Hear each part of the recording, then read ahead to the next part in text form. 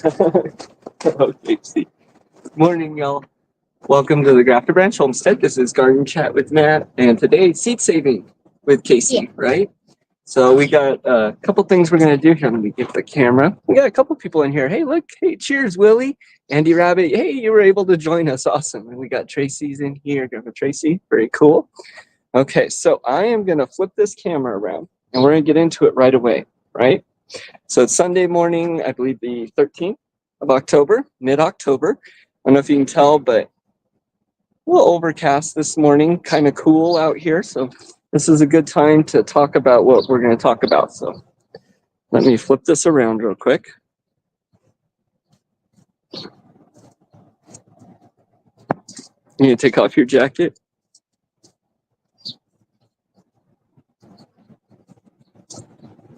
If that's what we want. All right. Oop, show my junk pile.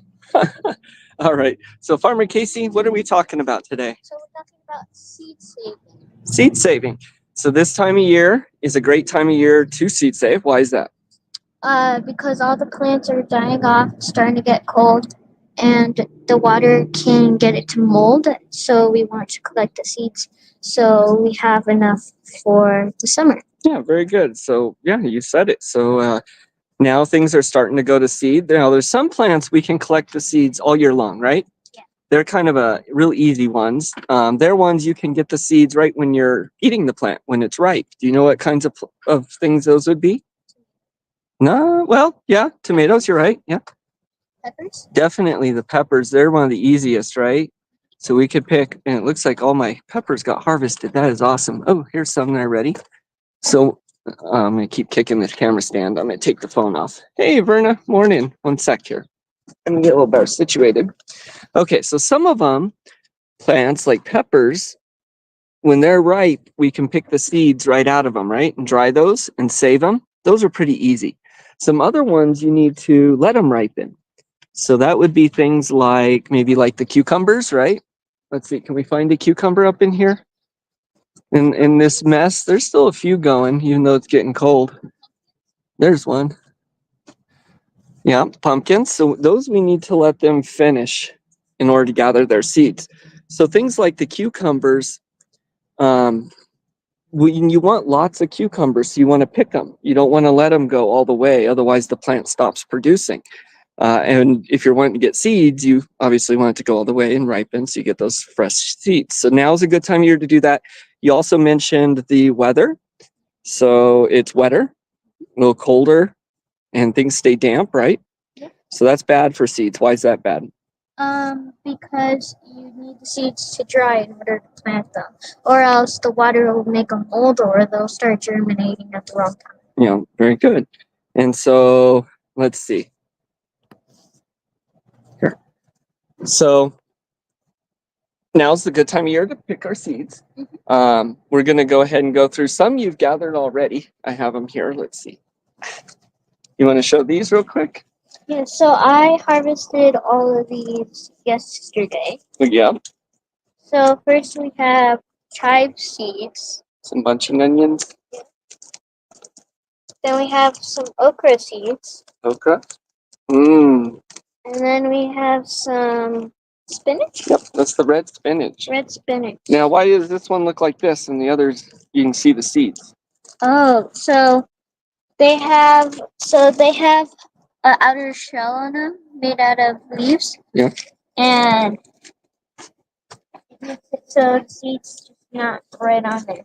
Pale floating pumpkin. We'll get to that in a minute. So it has chaff on it, right? And so a lot of them we have to scrape that off. Now, some seeds, the part we consume is the seed itself, like the wheat. Remember when we took the chaff off the wheat and you save that, make it into bread? You can also plant that, right? So you've been busy gathering seeds. Yep, very good. There's a whole bunch on the ground there. But we've been working on gathering these seeds up now.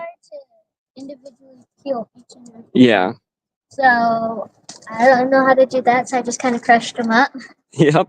So we crush them up. That's what we do. And then you got to the last thing I was going to ask you was why we seed saving.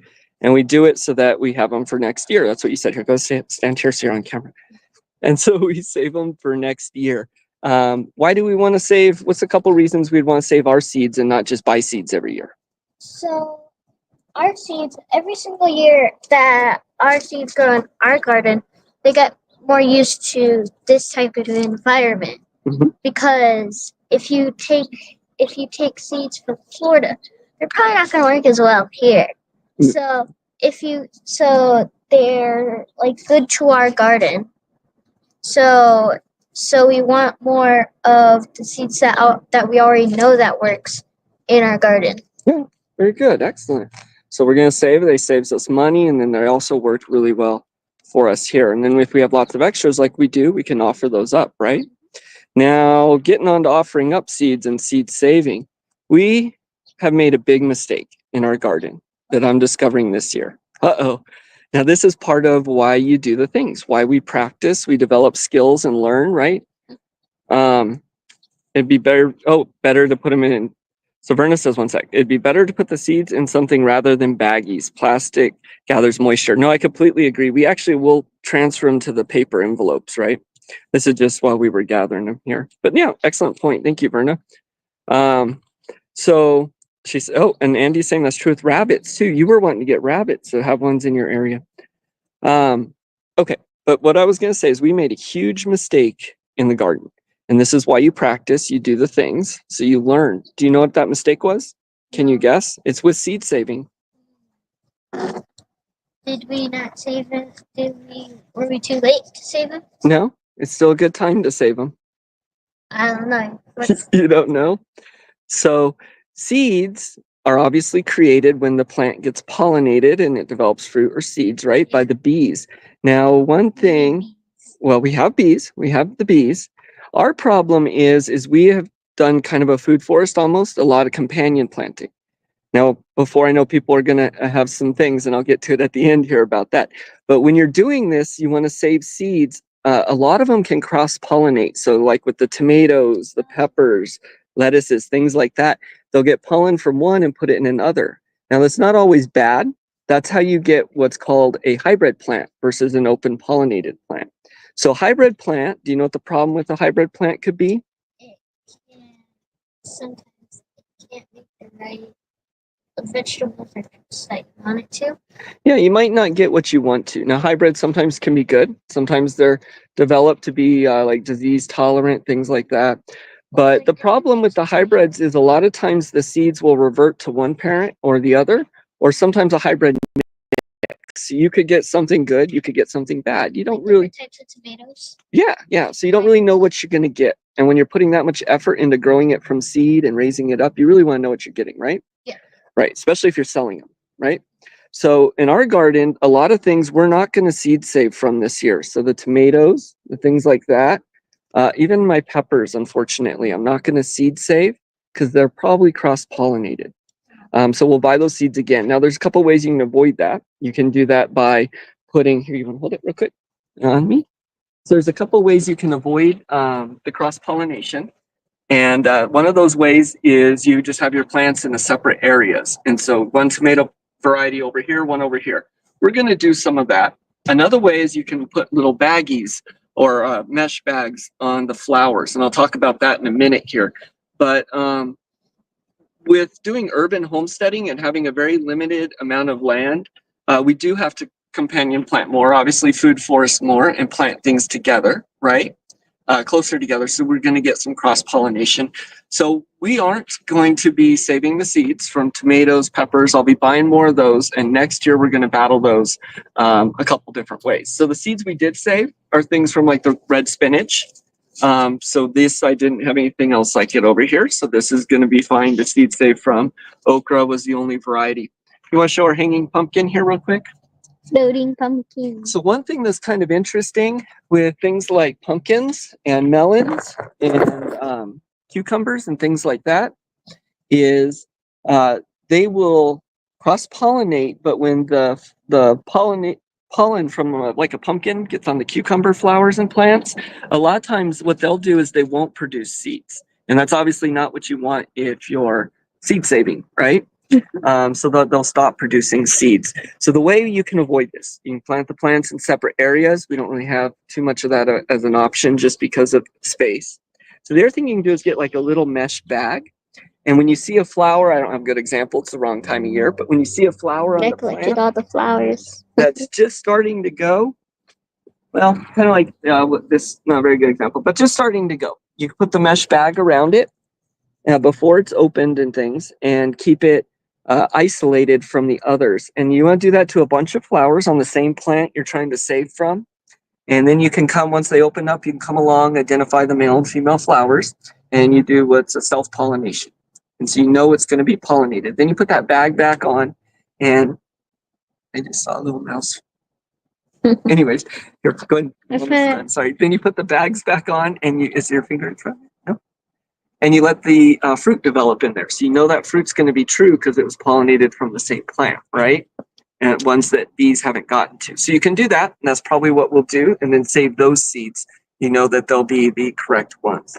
So yeah, seed saving, it's awesome. Save you a lot of money.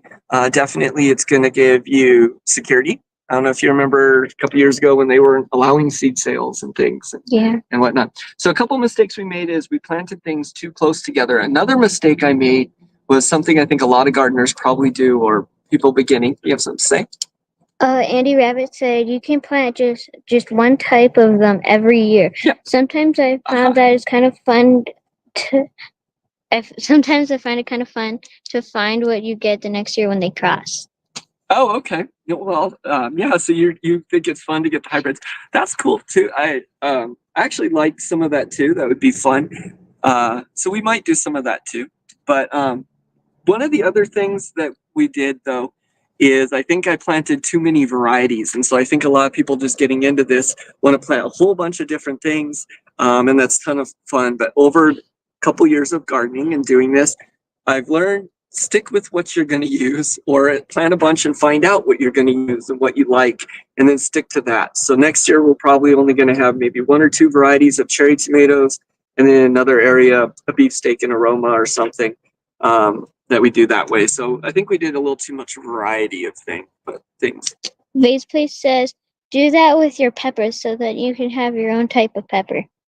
Yes. So hybridization actually is something that is a lot of fun. It's something that I looked into a lot, and the guy's name is escaping me. Maybe someone can help me. I don't remember why. He worked with the pea plants and did cross pollination. He learned about the punit. Was it punit? He learned the punit square.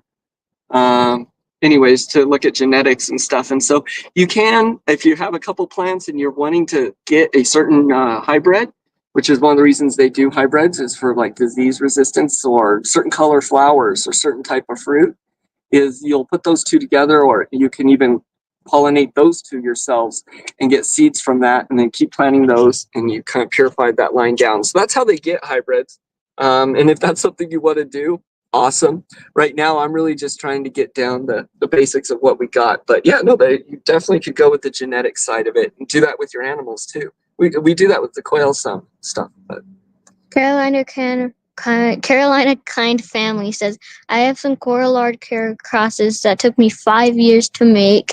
Oh wow! And Andy Rabbit said the first few years it's okay. Oh sorry. The first few years is learn to okay. So there's many types of learned words.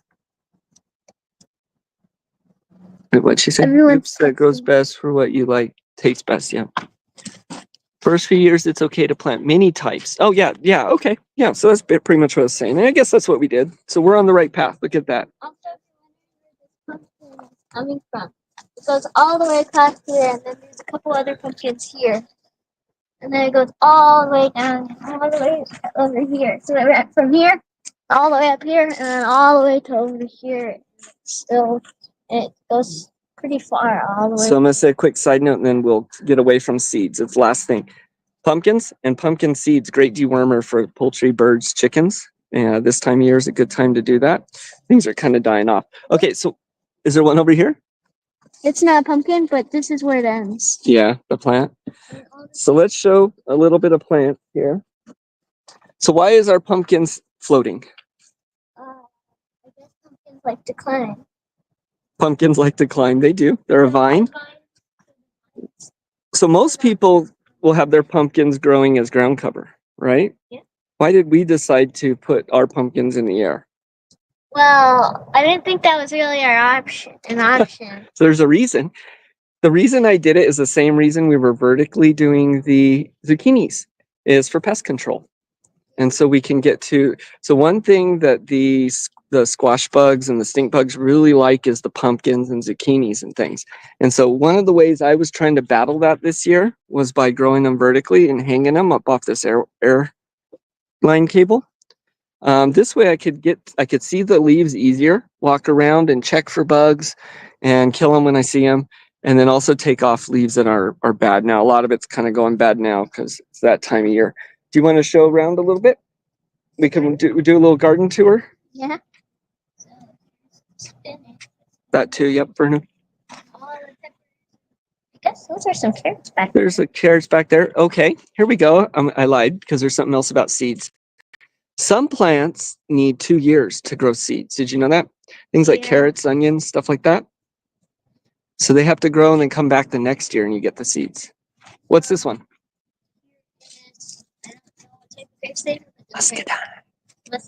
Muscadine. Egyptian walking onions. I hope yours are still going good there, Andy. Hey, Bob's here. Hey, Bob. Have a great master gardener program. They usually put out a list. Proven plants for that area. Sorry, one sec. Case. Xeriscape is always a good start. Yeah. Good to see you, Bob. I was going to answer your comment on my music video there, but I'll just answer that here now. We haven't found a place yet. No. Still hopeful. Still looking. All right. So let's show these peppers. You want to show them? Now, peppers definitely cross-pollinate. Yeah. Right? And so I'm kind of curious. Maybe I will save these seeds and plant them just to see what we get. Because all in this box, we have, what do we have here? Habanero peppers. So we have habaneros. Right next to that, what are these? Scorpion peppers. Ghost peppers.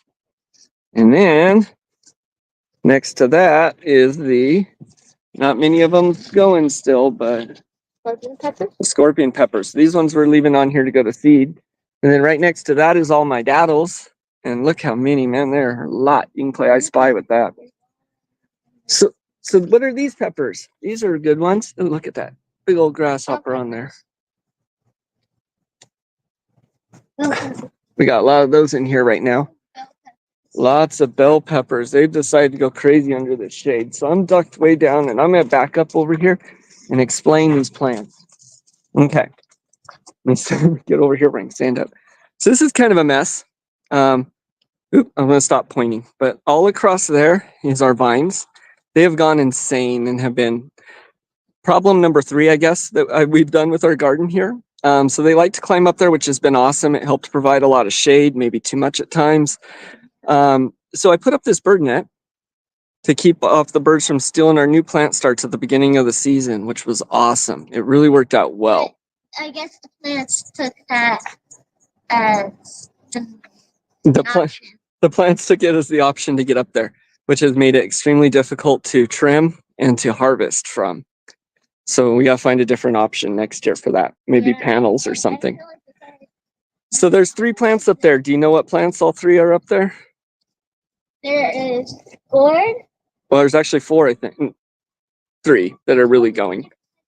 So there's snake gourds, cucumbers, tomatoes, and then there's this loofah here that's not doing much. But it goes through, like, it goes inside of it. Yeah, they've been kind of a mess. All right, and then a lot of things are dying off. There'll be like onions going in here. Here is the asparagus, and it's going to overwinter. This is one that has to go the second year you really want it to before you start eating it and doing things too. These berries aren't edible, but I'm leaving them on the plant and just letting them drop. Now, a couple reasons we're going to leave these and just let them stay like this instead of cutting them like a lot of the plants and mulching over for them to come back next year. Do you know why I'm going to leave these ones like this? They're on it, you can see. So this is a great area for, I don't know how well that's going to come into focus. That's a ladybug larva, and they're all over it. Yeah, it's the little larva. So they like this. So I'm going to leave this year to hopefully collect lots of ladybugs to start next year. There's a blackberry back there. Okay, let's go to the back because I kind of want to talk about for a few minutes what we're going to do with fall. So back here, a lot of this garden is going to get strawed over, mulched over. because it has strawberries, things like that. Some of the peppers I'm gonna try to actually dig up and put in the greenhouse if possible. We're gonna try and see that. Your asparagus bed, yeah, Willie. Fun fact: before this military garden was here, before we had the chicken, never built the coop or anything. This is the first plant we had. That was one of the first ones we had on that strawberry. It's just a little strawberry plant, and that and your muscadine grape. Yeah, it doesn't really produce too many strawberries, but it just stays there. And it's been here for like what, over 5 years. Well, we have the problem out here is you love the strawberries, right? Who else loves the strawberries? The doggos. The dogs, the birds, the squirrels, the little mices, the everything, right? Everything loves the strawberries. So we need to build a cage around it. It is getting really cold here, but look, we're still getting tomatoes and things. We're going to get them all the way through the season, which is awesome. And then let's head to this back garden, okay? Because I want to talk about a few things that we're going to do over there, because we're not necessarily going to mulch that over, right? Yeah, and it's almost time to restock our cheese, right? Yep, we got a lot of stuff drying. I had told everyone I was going to get that in by the 20th. That is my goal. Usually I blow my goals though, so we'll see.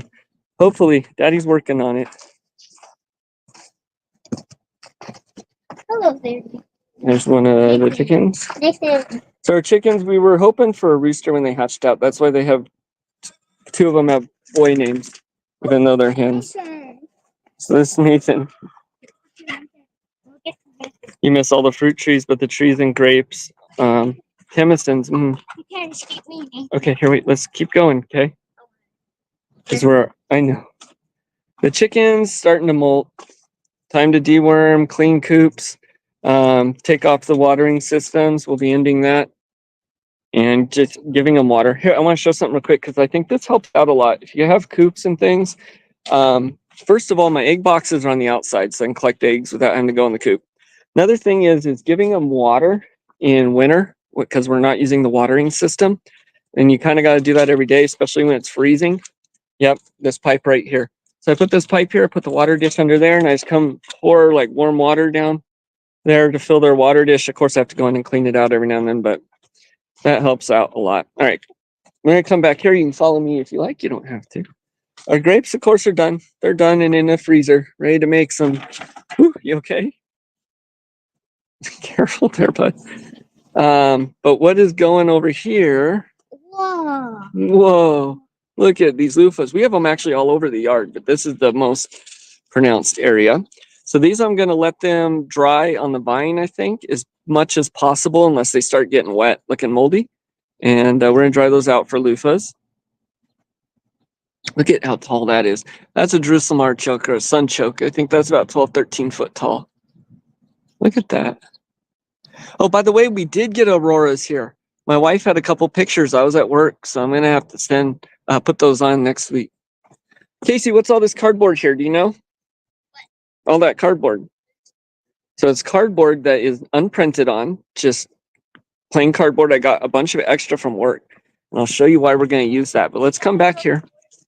That's not for a fort. Here's more loofahs and gourds.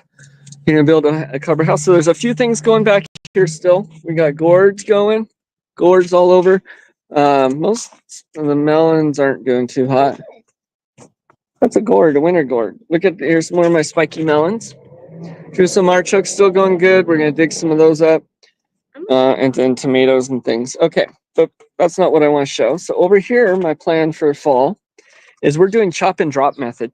So most of the garden, and I'll point out in a minute, but the chickens this time of year, once we are done harvesting from it, the first thing that happens is the chickens are allowed to go through it.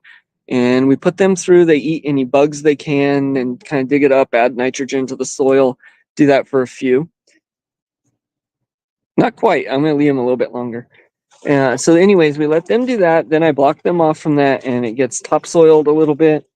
And then we do different things with it. So like back here, what we're doing is the chop and drop. And so I just kind of chop everything off. I'm going to leave it on the ground. The chickens haven't come through here yet, but they will. When the chickens come through here, I'll put the little bit of topsoil down, just a bit to kind of cover it. And we're gonna take those big panels of cardboard I got from work, unprinted, and lay them down. Put a little bit of topsoil, just a little bit on top, and some rocks to hold it down.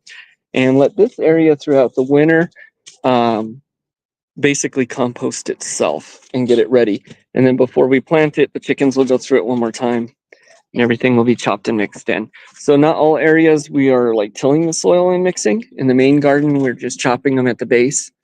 Trying different things in different areas to see what's going to work out best for us. So there's some more loofahs.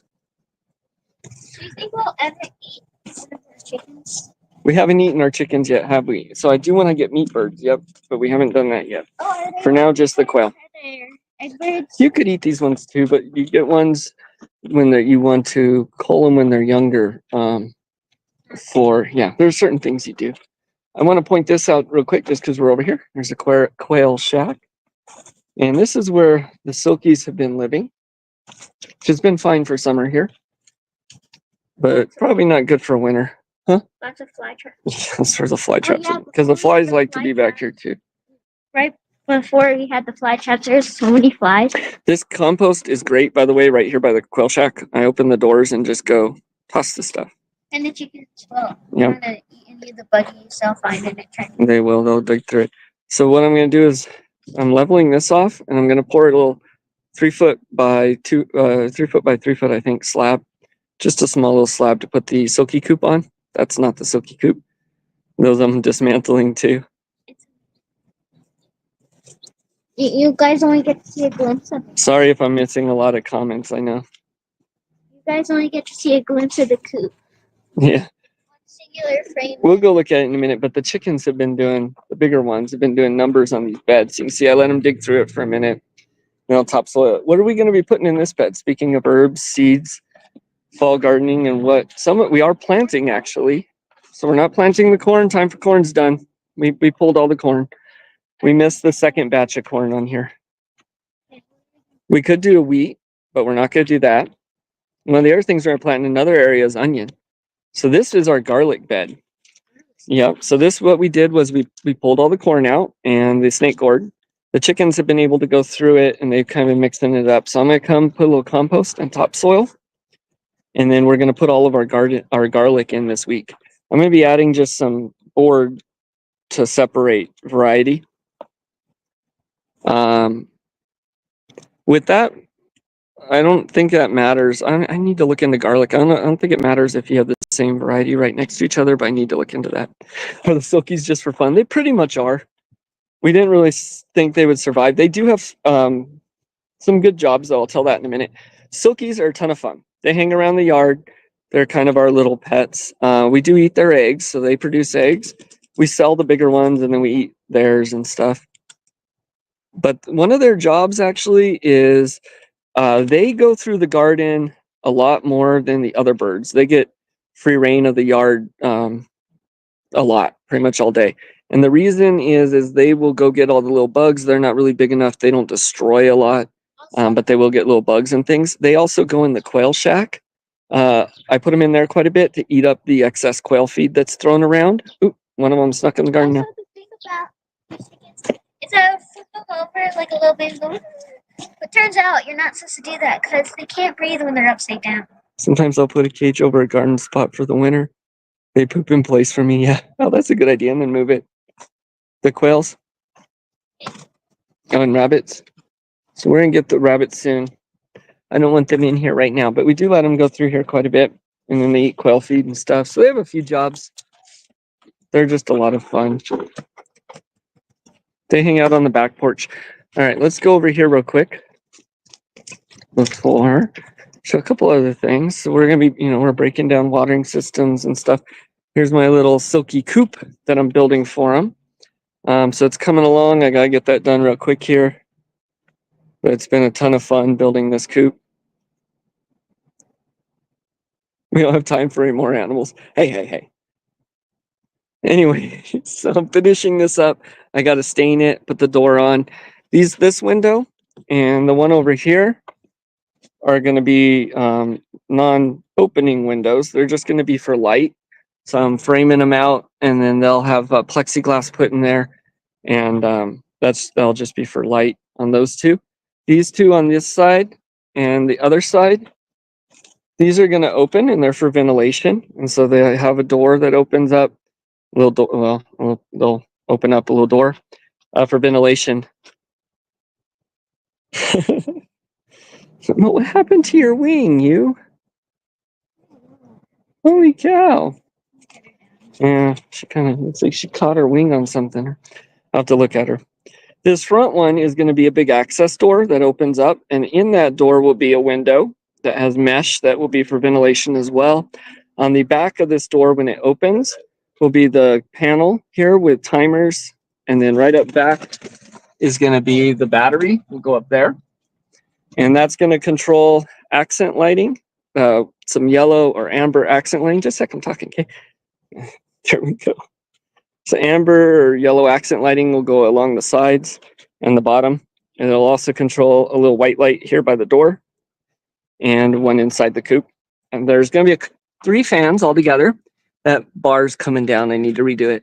One sec. Let me talk. Okay, honey? Casey. Wait.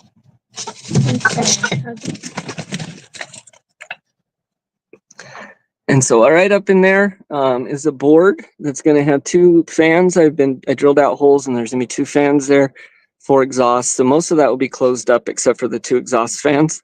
And then on the back of this door will be a fan to circulate air. And so I can have those come on different times. You may be wondering where the nesting box is. This is going to bolt onto the side. It is going to be removable. And so that will bolt on the side there, and I'll be able to get into it. The other thing that's going to bolt on this side is a porch. So I'm going to put a 10-inch porch that will come off here with a little railing, and then it will have a board that slopes down so they can get into it. And on this back side is where the chicken run will go. And I'm going to do that in panels so it can be moved as well. This coop's not going to be over here. It's made to be moved. And so I'm working on that. It is kind of heavy, but it can be moved. So that way I can take it with us. One thing I'm going to do is beef up these legs a little bit, and I'm going to install some bolts so I can put on these old training wheels from my kid's bike. That's the idea. Bolt it on, and then of course slide it down, lift it and slide it down, so I can pick up one end and roll it where I want it, and then attach the boxes and things. Whew. Eat the plants down for you. That's cool, Andy. Thanks, Willie. I've been working hard on it. I have not gotten the other half of my greenhouse done. I was hoping to have that done by now, but haven't. But we did get this part done this year. Worked great this spring. Have some lemongrass in here. I did want to pull all my herbs and some chili plants in, so if I get the other part of the greenhouse done, I'll do that. If not, I don't know. But doing okay? And I'm almost done with the live. Thank you guys all for hanging out for the garden tour. If you will hang out just another minute, Casey, when I'm done here in the greenhouse, I'll have you hop back on, okay? But one of the reasons I got this greenhouse is there's plants I want to keep alive this year, right? What's this one? What is it? Avocado? This is an avocado? Yeah, look at, there's an avocado tree back here too. I didn't know it ever sprouted. Yeah, look at that one. So we want to keep these alive. We want to keep some herbs going throughout the winter. Over here's the moringa. Careful. Moringa, and then these had kind of sprouted up and then died back, it looks like, or something over the evening. So these may need to go inside to sprout. That's the trifoliate citrus. You can kind of see. I don't know what happened. The lemongrass, the ones grown in here. Of course, we don't use pesticides. We grow everything organically, but you're not supposed to say that unless you get give money to the government. What? Because you got to get certified to say you're organic and be inspected and stuff, because the government wants to be in charge of everything. Okay, here we go. Well, I can say whatever I want on YouTube. And then, yeah, so we grow all naturally. That's what we do. We don't use pesticides. We do use a few things every now and then, like neem oil, cold compressed neem oil, or organic things like that, right? Yes. All right. So now I'm going to look at comments for a second before we hop off. So first of all, thank you guys for joining us for our seed saving talk. Thank you, Casey, for explaining the expert here, right? Matt, you are better than organic. You grow naturally like we did way back when. That's the idea, right, Casey? Mhm. Right. Definitely. Do Yeah. you think you could take some of this and like dry it and crush it into powder, and then you basically just got like lemonade powder? Eggplant, start some sugar beets. Ooh, wow. Will it make it into a powder, a lemongrass powder? Yeah. Well, I've been experimenting a lot with powders. But then like put that in like a tea or like some sort of candy. Make your own. We could try. Why not? Let's powder some and put it in things. Make your own lemon heads or Lemon heads. We could do like make like you know how they boil the sugar down and you make the candy kind of like that, Or you could and then put some lemongrass powder in there. Who knows? It's worth trying. Powder, like take some sugar and then melt it and like put it in balls like lemon heads. We can try. Something like that. You want to try? I love the smell of the lemongrass, and man, it makes the whole greenhouse smell so good. And then when we harvest it, everything just smells so good. Just chew on it. You just chew on it? It tastes exactly like lemon heads. Yeah, it does. It's a little bit bitter. Lemon salt. Oh, he says to make it in lemon salt. Yay, you know what? So I've been for years now. I saw one YouTuber do it, and I've been wanting to do it. Is make smoked salt. So you smoke the salt, and to get a flavor from it. But I bet you we can do a smoked salt and then mix like a lemongrass and stuff in there. All right, here you want to say goodbye because I know you're getting all distracted here. Bye. For stews. Oh, okay. Love the smell of lemongrass. Well, I love chatting and fellowshipping, but we are, the sun's kind of, I hit my eyes there a little bit. We are going to hop off for this morning. So you can catch us again in some videos. If you haven't seen our little song we post, check that out. Charlie Big Cat likes to chew on your lemongrass in the greenhouse. Oh, the cats like the lemongrass, huh? Interesting. We don't have a cat because you guys are allergic. Jen's allergic. But when we get land, we'll have a barn cat. Well, I know Jen is, but we have a barn cat when we get land. Yep, so we're going to hop off. You guys have a good one. You can check out our song I just posted or some things we're going to put up. We're going to put up some more songs this week. You can check us out next Saturday on the live and next Sunday. And I'm hoping to get some sporadic lives this week. It is, we're doing a little bit of camping here and backyard camping and stuff. And I have some time off work actually this week. So stay tuned. Hopefully there'll be a few more. Thank you very much, Verna and Willie there for moderating. I'm gonna have to go back and I'll read all the comments here because I'm sure there's good stuff I missed. You want to say it? Stay strong and do the things. Bye, everyone. Bye. Go out this week with purpose, y'all. Oh, I gotta show my other. I don't know if you could. I don't know if you guys. But